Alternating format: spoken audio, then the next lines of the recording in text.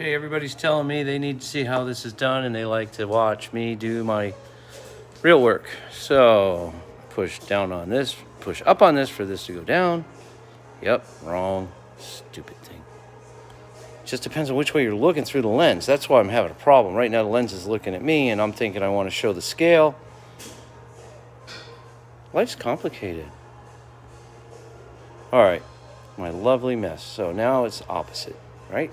So this is how much paint, and this is clear coat, and this is how much I had to pour into a little 9-ounce cup. And I'm gonna stick it. I'm gonna show you that maybe that's about 1.25 inches or 1 3/8 inches worth of material in a 9-ounce cup. So let's call that 1/3 of a cup. 1, 2, 3. 1/3 of 9 ounces, so that's 3 ounces right there. It's all mixed up, and that's what it's going to take to paint the clear on one of my bumper jobs. If I can, I'm going to flip this thing around. So here we go back out to the job. And this is a spot, and this is what I was talking about teaching. Man, you know what? I'm done with this. Come here. Anyway, this is the job. This bumper repair right there is going to require that much clear to finish it off. And pay attention to me when I'm talking to you. There you go. So anyway, that's going to get clear coated. I'm going to put that on the gun, lay that out, and that job pays me $250. And the guy that owns the car, super happy with that price. There you go. Where'd you go? Ta-da! Hit reset and it does its thing. So $250 to repair that bumper. Another body shop would have wanted $700. And that's a wholesale price. So the wholesaler that sends me gobs and gobs and gobs and gobs and gobs of work gets that price. And that's what you guys can make. And that's a day's work. And it's less than a day's work, but you have to let stuff dry.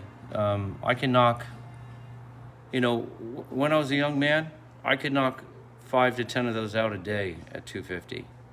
So $2,500 days were not unheard of. And $1,250 days were not unheard of, and $500 days were not unheard of, and $250 days were absolutely not unheard of.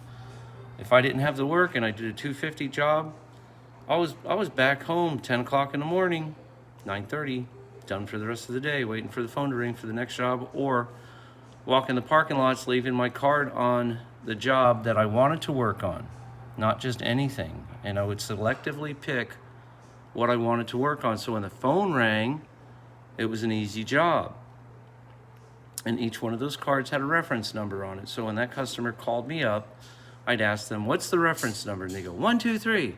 Oh, you have the blue Mercedes-Benz that's hitting the right front, because I recorded the reference numbers on the cards that I wrote down, right? You got to think when you're doing work. And next thing you know, you're holding an intelligent conversation with somebody instead of going, what car's your car? I've been laying out a lot of business cards. I don't know who you are. So the stupidity is erased in my practices and my programs.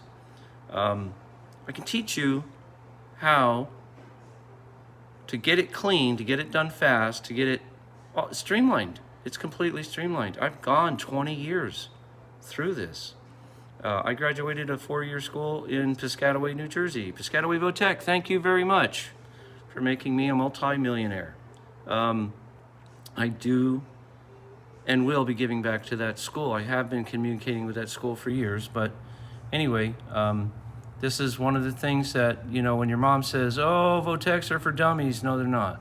They're really not. They're very, but the whole thought behind a vocational training was exactly what I achieved from that thought. Was instead of going to college and having a student debt and never having to do the job that I ever wanted to do, I went out and just started working, making money. Didn't have student debt loan to pay off. So anybody's thinking about going to a vocational school and take a trade that will pay them forever, I saw this little thing where the guy that went to a trade school was on a telephone pole unplugging the electricity from the guy that went to college because he hadn't had a job yet, and he had more alcohol parties than he could imagine and still never got a job. But he sure does know a whole lot of guys out there in the Ivy League. But I'm not knocking Ivy League. You guys, you got your place in the world. Unfortunately, some of you ended up in the damn White House and became a-holes. So knock it off.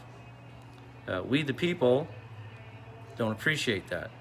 So let's get back to the brass tacks here. I'm gonna try to learn how to edit one of these days so that you guys can see this progress. And the best thing I can do is just pause this and try to continue, which